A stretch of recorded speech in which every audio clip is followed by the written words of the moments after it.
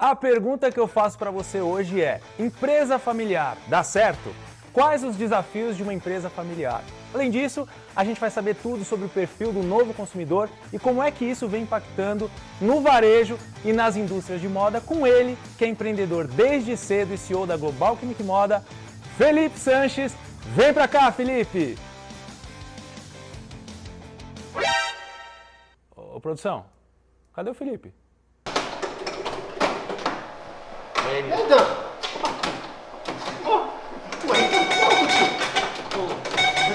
Só você, Paulo. Vai no seu tempo, então. Vai no seu... Felipe, estamos aguardando você no palco. Cheguei em receber pontos agora aqui, rapidinho. Aí, ó. 2 hours later. Vamos embora aqui. Passando tanto tempo, acho que vai dar ruim pra nós lá pros caras. Vambora, deixa. Oi, o cara tem tanta sorte pra fazer a trava ainda.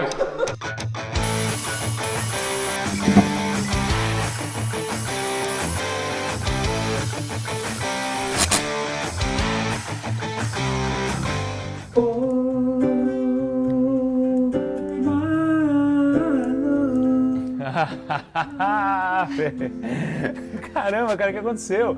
Achei que você não vinha, você se perdeu aí no estúdio? Eu também achei que eu não via, viu, cara? Quando eu vi o fliperama ali... Aliás, é muito ruim fazer lá a entrevista? Você tava lá. Não, tudo bem, tá desculpado, porque aqui o estúdio, cara, você tem um ringue, você tem um fliperama e a gente se perde mesmo, que é legal, né? Eu achei que pudesse ser lá no ringue de boxe a entrevista, fiquei com medo. Não, mas a gente vai fazer um debate logo mais Boa, pra frente. Fechado. E aí, curtiu então? Cara, incrível. Olha que vibe, hein? Gostou Lugar da espetacular. trilha musical aí do início? Eu tô um pouco preocupado com ela, mas Você sabe que tudo que é a um gente... clássico. Bom, nada do que a gente faz aqui é por acaso, né? Por isso que tô preocupado. É um clássico e logo mais vocês vão saber o porquê dessa música. Fica aí com a gente. E você também. Se Já tô prepara. ansioso aqui. Ô Fê, vou começar, deixa eu pôr meu óculos aqui que eu preciso dividir com você. Algumas informações de um relatório que eu li recentemente, da Kantar, que foi publicado no final do ano passado, com alguns dados que eu achei interessante, quero dividir com você. Vamos lá, 84% dos consumidores estão procurando comprar de marcas que apoiam causas pelas quais eles se identificam. E 93% estão buscando confiança e transparência. Perfeito. Nesse cenário, saber como os produtos são fabricados, eu acho que é um impacto muito grande no consumidor. E aí, com tudo isso, como é que as empresas, varejo e as indústrias de moda estão se adaptando a esse cenário? Olha, Henri, essa é realmente uma questão muito atual. Isso não é teórico mais, a gente está vendo isso acontecer realmente na prática. O que acontece é que não somente o consumidor tradicional vem se preocupando muito mais com isso, mas tem toda uma geração nova de consumidores que vem e que tem uma exigência absoluta em ter certeza de que aquele é um produto que foi fabricado em condições humanitárias, que foi fabricado segundo regras de sustentabilidade, né? Então isso deixou de ser teórico e começou a ser prático. E isso é muito bacana porque não é de hoje que se fala de ecologia, de sustentabilidade, mas até muito pouco tempo atrás isso era uma coisa teórica que todo mundo falava, mas que ninguém realmente fazia alguma coisa diferente. E a gente vê isso acontecendo hoje, né? Então, eu conversei, por exemplo, hoje com o Thiago Peixoto da Cataguá, só como um exemplo. Eles fazem parte do movimento Fashion Revolution, Sim. que é só um dos exemplos de tantos movimentos, né? O Fashion Revolution surgiu, por exemplo, há 8 anos atrás, naquele desastre de Bangladesh, que morreram mais de 1.200, tragédia, foi horrível. E ali eram fabricadas roupas de grandes marcas, não eram marcas pequenas, né? E daquele momento em diante, eu acho que o mundo entendeu que existe um custo por trás de uma moda que força demais em preço, que força demais o custo para baixo, né? Então, acho que isso é importante, mas ao mesmo tempo a gente tem que ter esse equilíbrio. A gente começa a ver hoje realmente os clientes falando de sustentabilidade. A Cataguases, por exemplo, que eu comentei, eles mostram hoje no site, no Instagram, eu fiz seu tecido, eu desenhei a sua estampa. Isso é super bacana, porque não é só uma marca de varejo que tem contato com o público. Sim. É uma indústria. Perfeito. E poderia citar outros 10, 12 exemplos aqui no Brasil de empresas que já fazem isso, que estão preocupadas inclusive a nível B2B. Então isso é muito bacana. Você acha que é possível produzir com lucratividade, com essa pegada consciente e sustentável? Eu tenho certeza que os custos produtivos hoje de usar, a título de exemplo, produtos químicos que tenham selo Ecotex ou que tenham vou até usar um algodão BCI, né? Então, você tem hoje produtos que são verdadeiramente competitivos. Nem tudo é possível, acho que o algodão é um exemplo. Então, o algodão 100% orgânico é algo que foi quase que descartado como uma viabilidade absoluta, porque não tem como, no volume que a gente tem, você tem um algodão 100% orgânico, então é uma coisa muito mais conceitual, mas você tem iniciativas, né?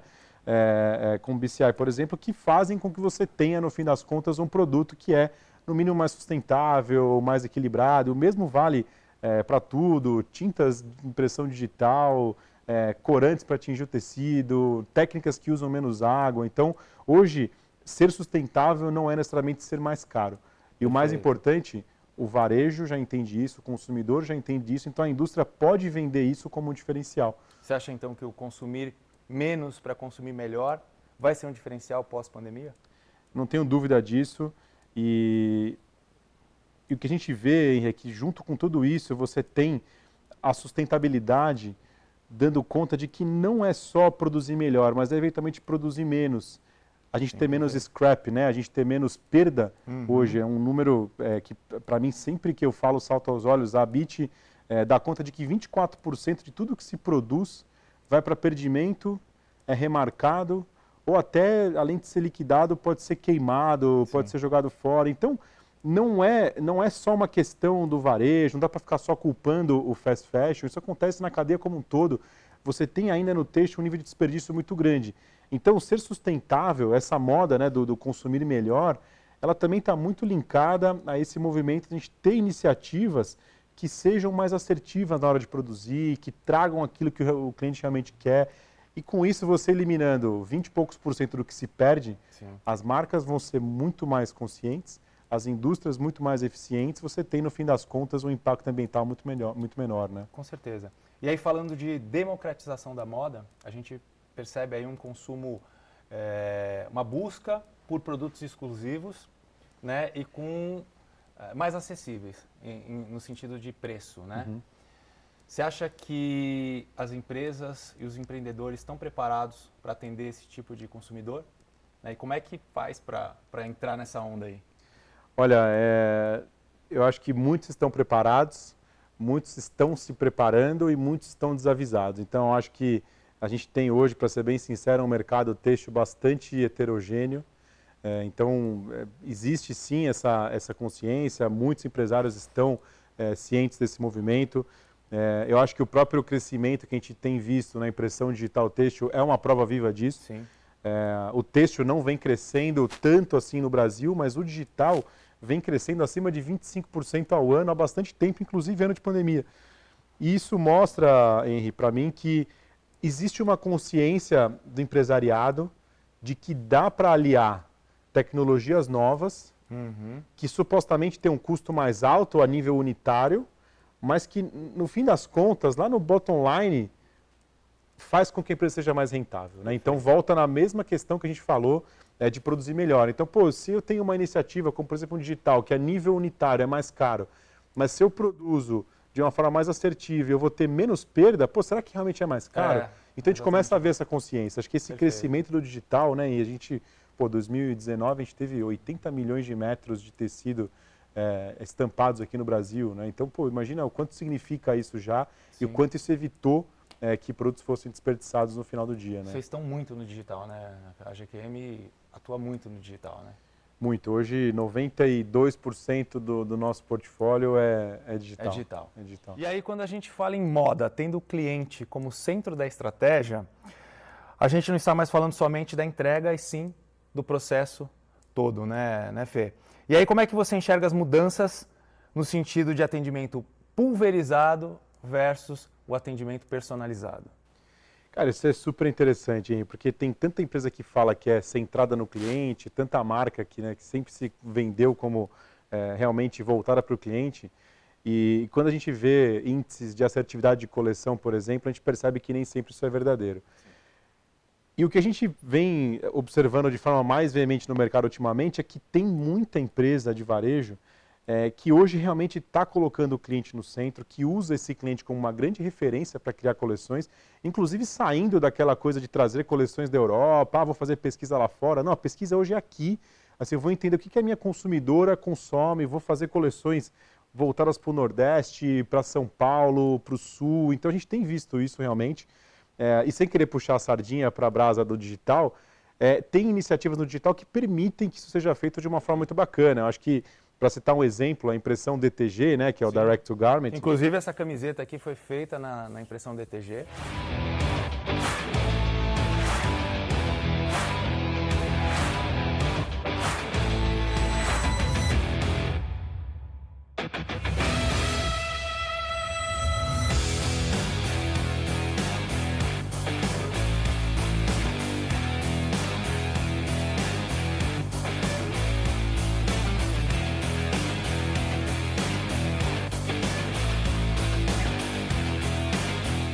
É tinta GQM? Deixa eu dar uma olhada aqui. Claro, imagino que sim, claro né, que pô? é, lógico. Ficaria chateado se não fosse, né? Então, esse tipo de iniciativa permite, por exemplo, que você tenha coleções para cada tipo de loja, que você tenha coleções que sejam feitas de forma regional e que você tenha, inclusive, reposição rápida de estoque para aquela loja específica. Pô, faltou aquela peça, a signature do Einstein lá que o Henry usou, vai bombar essa camiseta. Eu não sei se ela está sendo vendida, mas acho que assim, já está esgotada. amanhã, assim, eu não tenho dúvida que vai bombar muito. Aí você, pô, overnight, vai imprimir X mil peças numa impressora DTG. Então, acho que esse tipo de iniciativa faz com que você esteja muito mais próximo do seu cliente. Tem clientes nossos que, pô, tem venda via Instagram e só imprimem aquilo que realmente o cliente já comprou. Você tem exemplos mais absurdos, né? Eu sou confeccionista, né, Fê? Você sabe? Sim. E eu sempre trabalhei da forma analógica, né? E isso que você falou é um ponto muito importante para você que está assistindo a gente aí. Na hora da reposição, você reduzir o seu estoque, isso só é possível com a impressão digital. Perfeito. Né? Com a DTG em especial. Por quê? Porque quando você produz da forma tradicional, você tem que produzir uma grade, né? Uma grade completa, cores, enfim, uma quantidade mínima. E quando você precisa de repor um tamanho M, eu quero essa camiseta do Henry no tamanho M.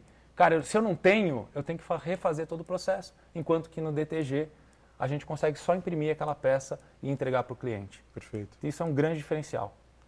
Isso se converte em dinheiro no fim do dia para o caixa da empresa. E o que a gente costuma dizer é que o digital, ele não veio para substituir 100% o analógico. Eu acho que vai continuar existindo o analógico, né? Assim como você tem ainda o rotativo, que mesmo o digital tendo crescido muito rolo a rolo no Brasil, você tem o rotativo que continuou. Até porque o analógico tem processos que ainda não são possíveis na DTG. Um né? foil, um glitter, que inclusive a gente Exatamente, vende na exatamente. GQM, o foil e o glitter.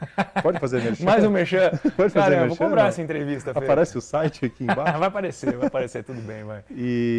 Então, assim, são técnicas complementares. Você pode ter, por exemplo, uma produção feita num silk com 2.000 peças e, como você falou, tem a sua reposição via digital. Perfeito. Ou você pode ter, por exemplo, que é uma tendência que eu acho fantástica, que são peças que são 100% feitas on demand e você pode ter um website, por exemplo, tem clientes nossos que têm isso, com roupas que não existem fisicamente, que vão ser produzidas no momento que forem vendidas. Então, aqui a gente tem uma inversão da lógica de supply chain, né? Perfeito. Então, a gente deixa de ter uma lógica de supply and demand para demand e depois você ter o supply.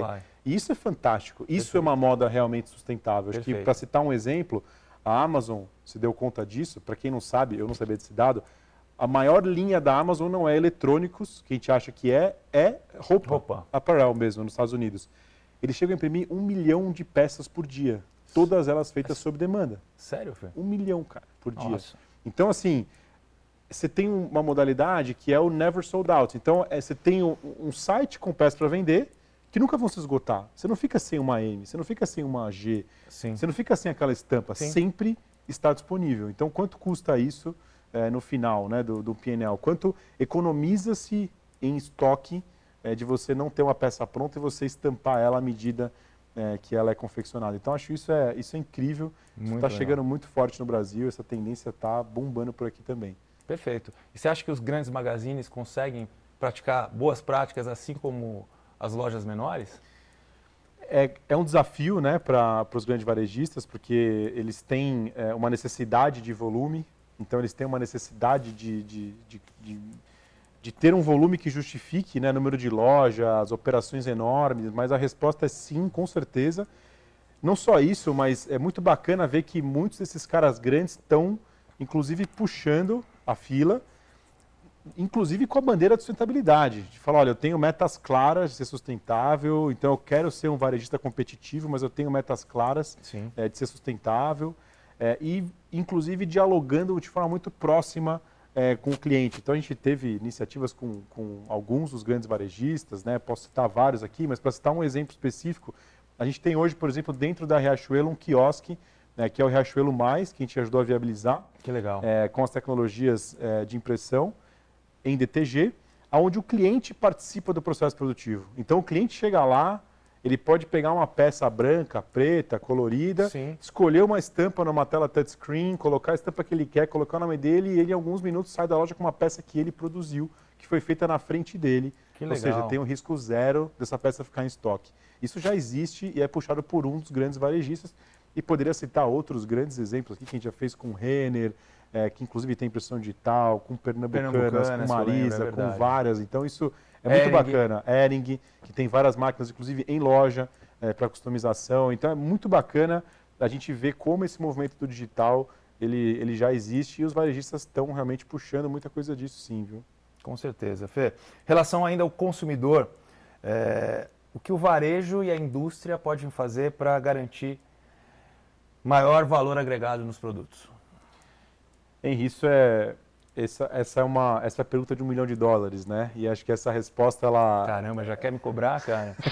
E é em dólar, eu que ia cobrar, né? Você já está fazendo merchan da GQM direto aí, agora o cara quer me cobrar ainda. E não está nem no expediente bancário, né? Pode ser uma TED amanhã, não tem problema nenhum. Tudo bem. Eu acho que não existe uma resposta única. Eu acho que cada marca agrega valor para o seu cliente de uma forma diferente. Então, a gente vê marcas que agregam valor permitindo uma customização, por exemplo, né? Então, eu posso colocar uma minha inicial no produto. Você tem marcas que agregam valor pela diversidade de opções que esse cliente encontra na loja. Tem outras que agregam valor pela própria forma de se relacionar com esse cliente, ele se sentir participante do processo, de certa forma, ele se sentir participante ele ser quase que um co-criador. Colocar uma estampa é uma forma de agregar valor. Sim. Né? Não deixa de ser, mas são coisas mais tangíveis. Pô, fiz uma estampa, fiz um efeito num jeans, agreguei valor. Sim. E agora a sustentabilidade passa a ser também um elemento do agreguei valor. Né? Fiz sob demanda, outro cliente enorme nosso de digital reserva. Sim. Faça você. Inclusive, na reserva, eu tive essa experiência de produzir 2 camisetas pai e filho para dar de presente com um desenho que eu tinha feito. Achei muito legal isso, Fê. É um processo que encanta o cliente porque ele, como eu comentei, ele se sente participando do processo. E quanto valor isso agrega? Quanto a mais o cliente está disposto a pagar por uma peça que tem a estampa dele. Acho que isso é muito bacana de agregar valor, né? Não é só uma técnica especial que eu fiz com produto importado, não, é esse intangível muito legal, da experiência, cara. né, cara? É muito legal. E assim, o espaço que você precisa dentro do ponto de venda é pequeno, né, cara? Muito é pequeno. Super fácil, assim, uma impressora ocupa o quê? Uns 3 Quase metros que de quadrados? mesa, poderia ter uma impressora entre... Aliás, por que não Exatamente. tem impressora aqui entre nós dois, né? A gente poderia ter Você podia, se você pensado quiser. já. A Epson é A parceira. gente está facilitando para você também uma impressora para colocar no estúdio aqui. Pô, me cobrou, agora quer me vender, cara, daqui a pouco eu já vou deixar as calças aqui com Mas você. é parcelada, tá fácil.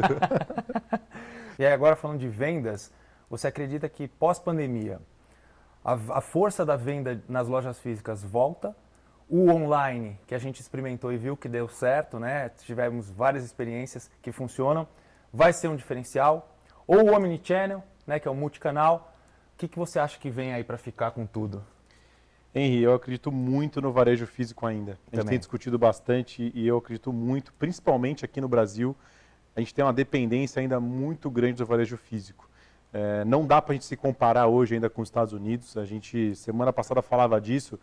Se você comparar os 5 maiores varejistas online dos Estados Unidos e do Brasil, os 5 maiores do Brasil somados são 20 vezes menores que a Amazon sozinha nos Estados Unidos.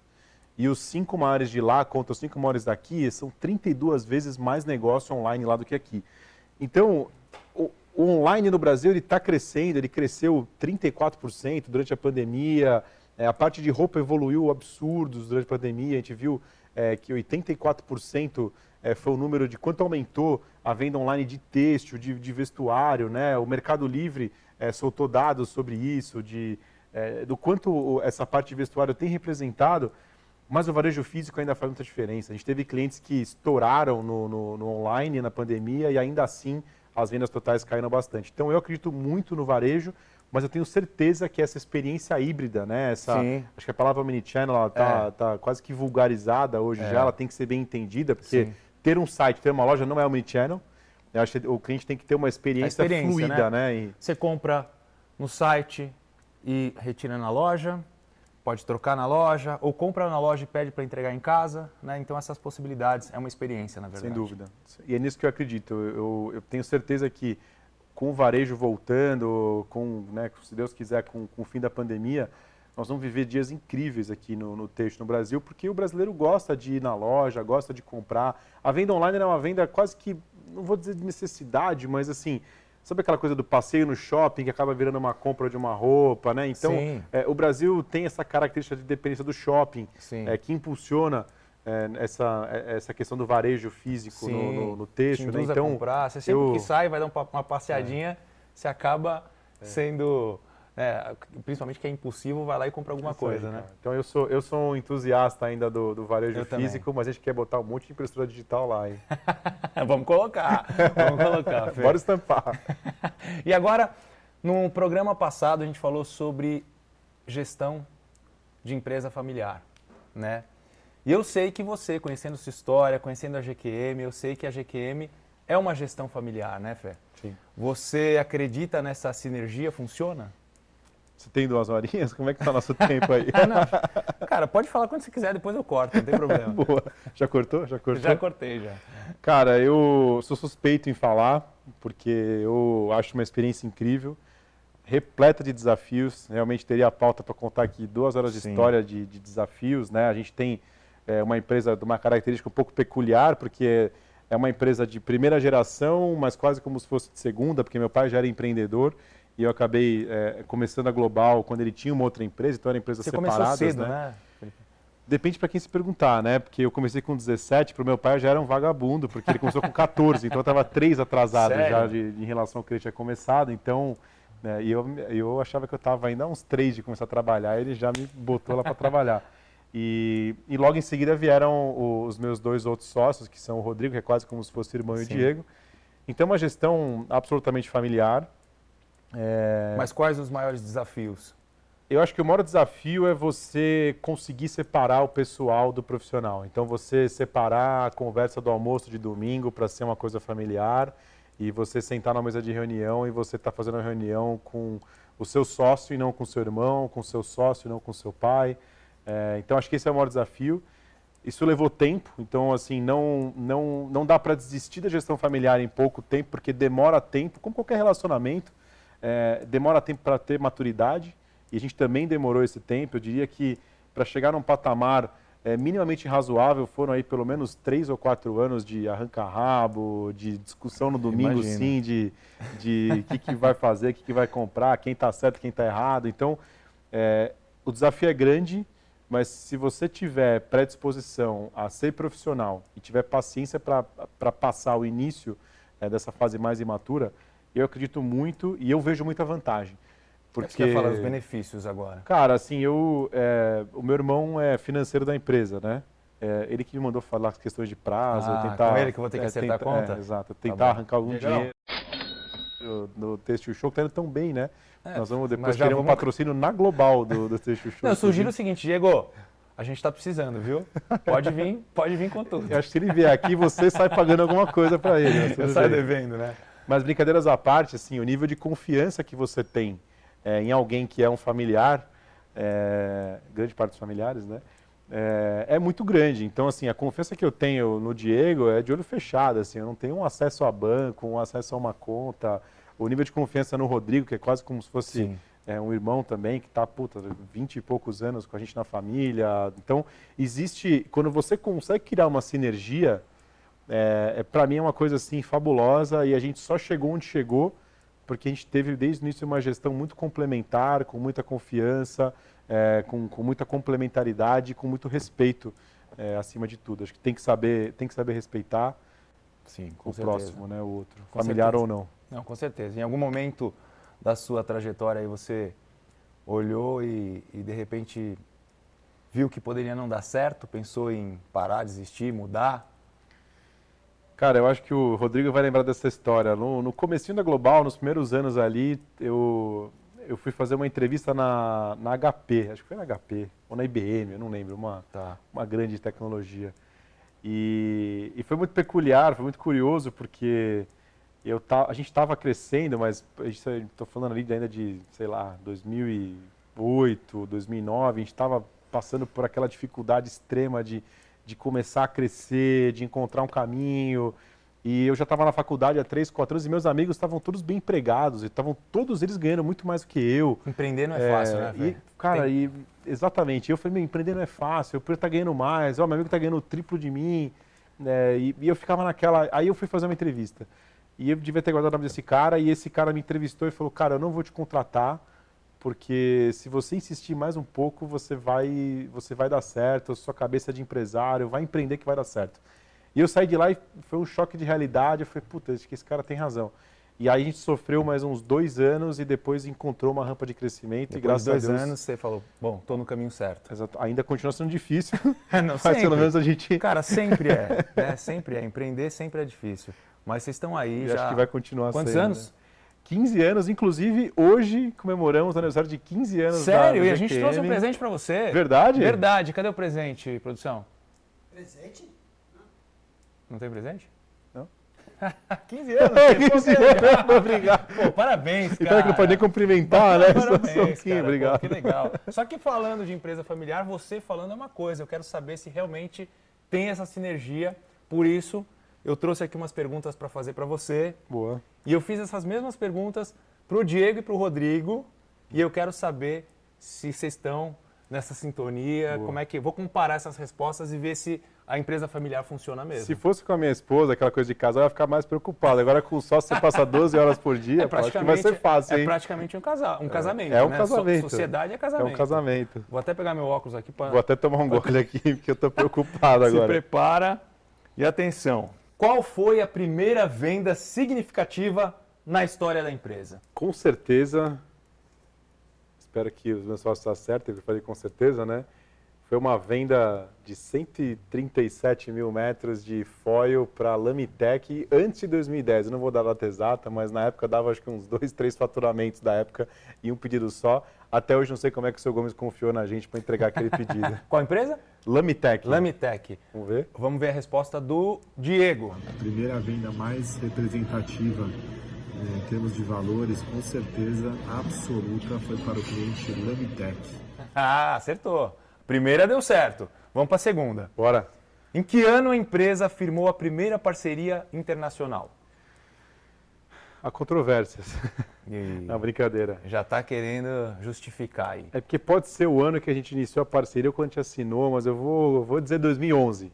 2011. 2011. Vamos ver a resposta agora do Rodrigo. Acredito. Foi em 2012. 2011? 11. Tem como chamar o VAR? Não. Vamos para a próxima.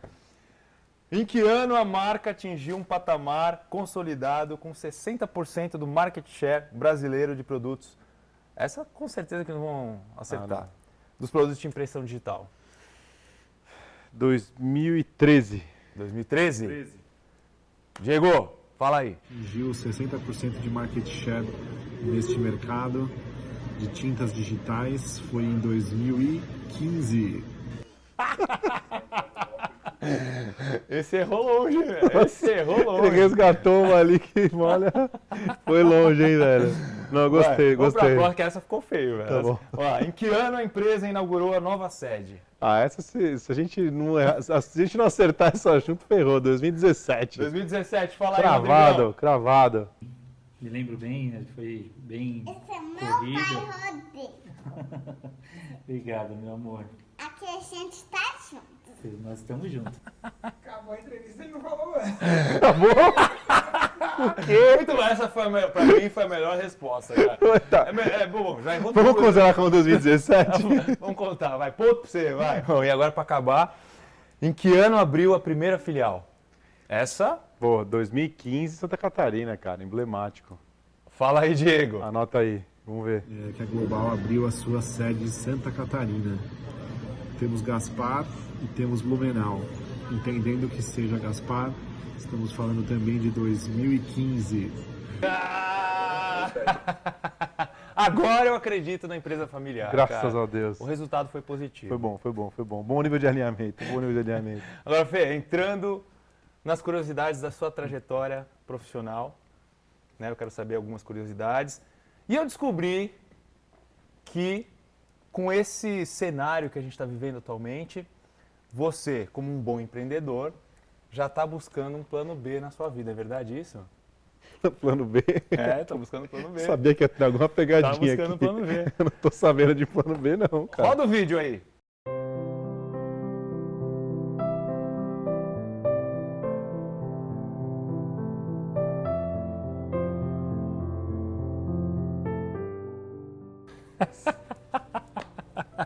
Pô, você tem acesso. Não, velho, sério, eu assisti umas 3 vezes pra acreditar que era você. Eu falei, pô, não é o Felipe. Não, Felipe não é o Felipe, não é o Felipe. É o Felipe. É você?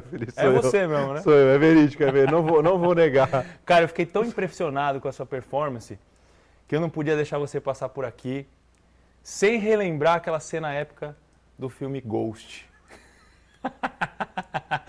E eu tenho uma surpresa pra você. Ó, então tem uma surpresa. Produção, ela veio? Tá aí. Tá aí? Então pode entrar, Demi Moore!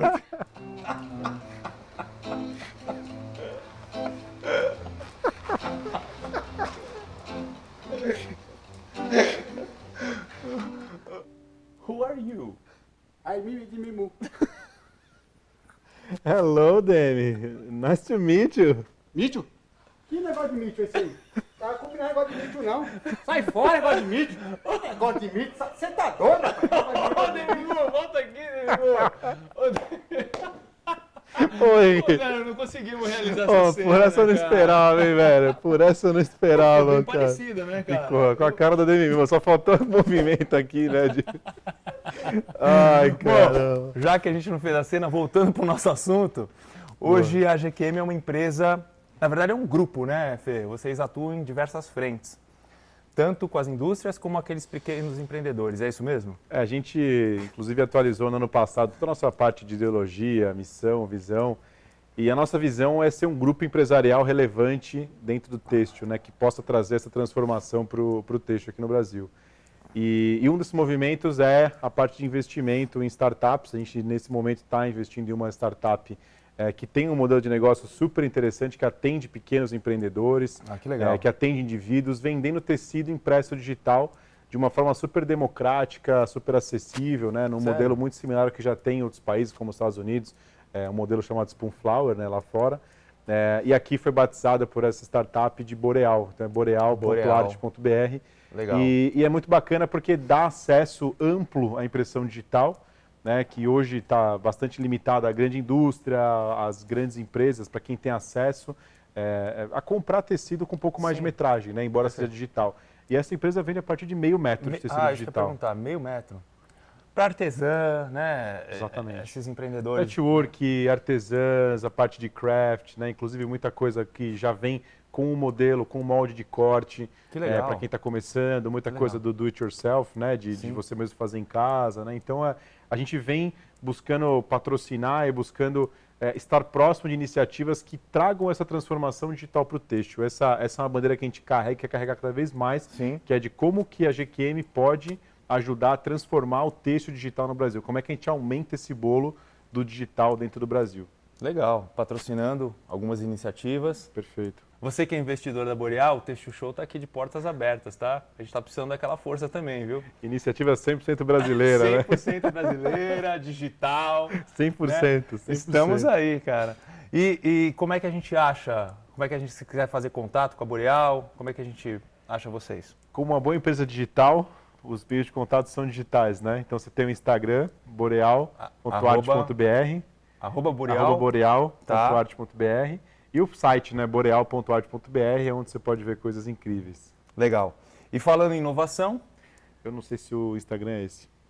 Tem como dar uma olhada aí? bom, aí fica complicado, né, Fê? Ô, produção, ajuda aí, vai. É esse mesmo? É esse sim. Tá certinho. Tá aí. Tem como cortar, então, a parte que eu fiquei em dúvida? Aqui não se corta nada. Nada. Nem a verba do programa, viu, por Boa, favor? principalmente. Principalmente. Agora, falando em inovação, quais são os principais pilares da GQM? E a gente trata a inovação de uma forma diária. A gente trata a inovação como algo contínuo, algo que não termina nunca. No meio da pandemia, nós implementamos um departamento voltado para novos negócios. Isso inclui a transformação digital, isso inclui as mudanças que a GQM precisa para ter essa transformação. Para nós, 80% da inovação, ela é aquela inovação incremental dentro do seu negócio. E não é reinventar a roda. Então, para nós, por exemplo, a gente está lançando um portal de atendimento ao cliente. Para nós é uma inovação, porque é uma forma diferente de atender esse B2B. Então, tem uma série de iniciativas dentro da GQM que são tratadas diariamente, que são inovação. E, obviamente, existem aquelas disruptivas, que a gente trata aí como 20% desse total, que são aquelas que têm potencial transformacional, mas que elas são mais a longo prazo. Mas a grande parte do que a gente faz hoje está muito voltado a essa parte interna. Estamos trazendo, inclusive, um TI, um gerente de TI agora para a empresa, voltado para essa parte de inovação, de sistemas, de digitalização. Isso já não é mais uma opção, isso é uma necessidade, né? Eu acho que não tem com certeza. como ficar sem mais, né? Com certeza. E agora, tirando eu, qual um profissional assim que te inspirou na sua carreira? Henry, quando eu comecei a Global Chemical Model, eu tinha alguns sonhos, né? Um deles era ter parcerias internacionais e o outro era de ter, ao longo do caminho, alguns gurus com quem eu pudesse realmente ter essa proximidade. Então, óbvio que eu tenho admiração pelos clássicos ali, né? Li muito de Steve Jobs, do Jeff Bezos. Acho que são caras que não tem como alguém não se inspirar. Sim. Quando a gente fala de inovação, de empreendedorismo. Mas eu tive a bênção de ter esses gurus na minha vida, na minha carreira, né? Sem dúvida nenhuma, meu pai, o primeiro deles, que teve coragem para empreender com 30 e poucos anos e um filho de 2 meses de idade, que era meu irmão. Na época, então sempre tive muita admiração e sempre tive muito esse exemplo próximo. Eu tive essa honra de ter gente por perto e eu me inspiro muito nos empresários, administradores, diretores e executivos com quem eu lido. Eu acho que esses são grandes exemplos que a gente tem no dia a dia. Então eu tenho essa honra de lidar com grandes varejistas, grandes empresas e nessa mesa de reunião, essa troca para mim é muito mais aprendizado do que Jeff Bezos, do que Steve Jobs. Então eu tenho nesses caras mais próximos um exemplo bastante grande que eu procuro sempre tirar aprendizado. E por falar em carreira, trajetória, todas as histórias de sucesso passam por alguns perrengues, né? Algumas coisas que você testou e deu muito errado. Já aconteceu isso com você, cara? Já, cara. Eu fui dar uma entrevista uma vez e chegou a Demi Moore na entrevista. Não, tem umas mais clássicas, tem umas mais antigas. Então segura aí que agora você vai participar do quadro Me Queimei.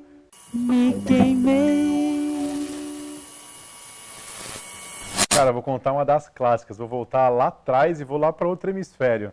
Isso devia ser 2007, 2008, uma das primeiras vezes que eu fui para a China.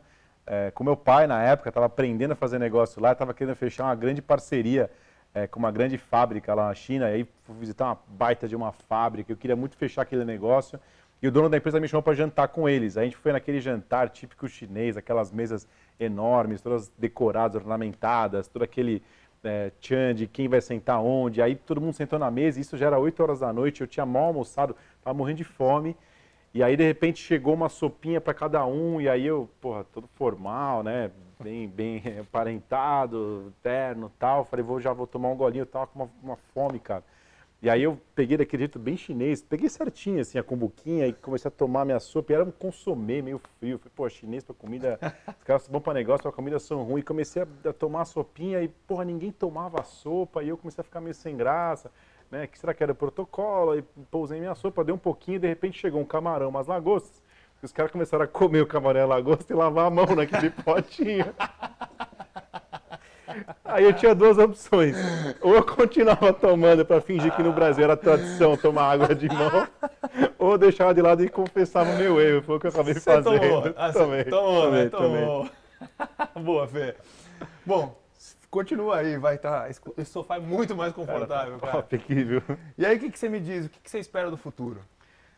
Cara, eu acho que, de verdade, nós somos privilegiados de estar no têxtil nesse momento, nessa hora, porque o que está acontecendo no têxtil é um momento muito raro e acho que a gente vai lembrar com carinho disso no passado, de quanta fortunosa a gente foi de estar presenciando essa transformação digital. Então, eu espero muito crescimento, muita digitalização, né? Então, não só da impressão digital, mas o texto se digitalizando, iniciativas mais voltadas para online, né? Omnichannel, uma coisa como a Amaro, de você ter uma forma diferente de produzir.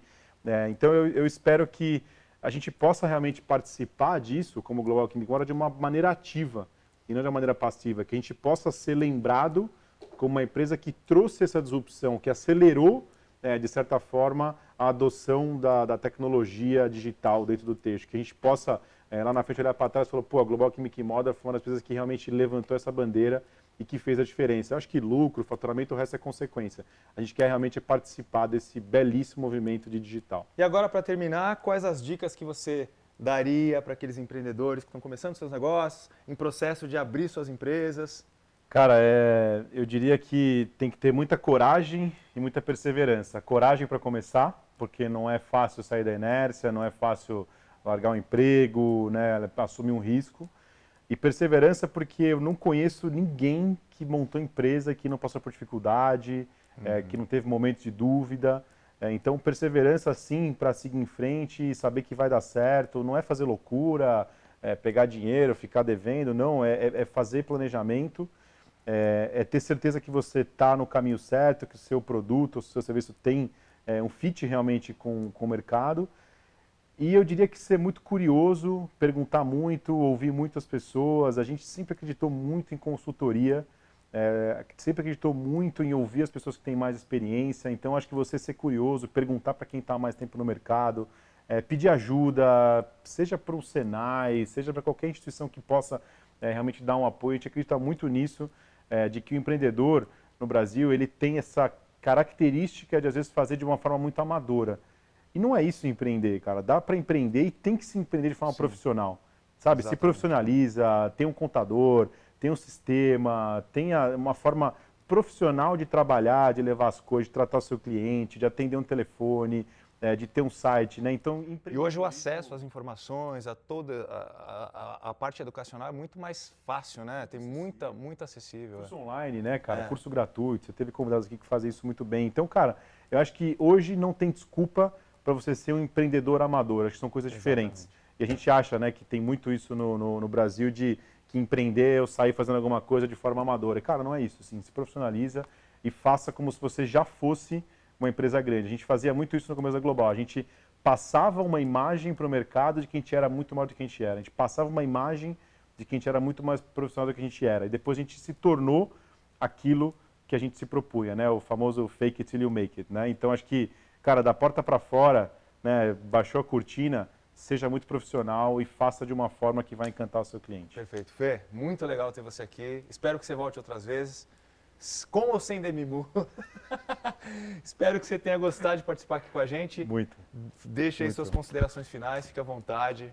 Quiser fazer mais merchan, vender alguma coisa para mim, estamos aqui à disposição. Eu estou vendendo vaso de cerâmica, copo, depois você entrar no meu Instagram, brincadeira. Eu quero te agradecer e te parabenizar, Henry. Você é um cara que tem feito muita diferença pelo texto, que tem trazido muita informação, que tem realmente tratado a informação no texto de uma forma muito bacana, que realmente faltava, que faz parte desse movimento todo de digitalizar, que a gente tem muito orgulho de todo o coração de estar perto de você. E estar aqui hoje, no dia que a Global completa 15 anos, é uma alegria grande para mim, de verdade, uma emoção de estar aqui. Eu te agradeço de coração por poder compartilhar isso aqui, que foi muito mais um bate-papo, inclusive tomando esse vinho aqui maravilhoso. Que gostou, você viu, né? parece vinho, água, pô, né? Não, vinho safra especialíssima para você. Te agradeço de todo o coração, parabéns pelo trabalho. Legal, Fê, obrigado. As portas estão sempre abertas, volte mais vezes. Um abração para o pessoal da Global, da GQM, a família, né? A família GQM. E a gente fica por aqui e você fica ligado nos próximos programas. O próximo programa tá show. Sabe por quê? Porque o têxtil... É show! Fê, show de bola, Valeu, velho. muito Obrigado, bom. obrigado. Obrigado, cara. Obrigado.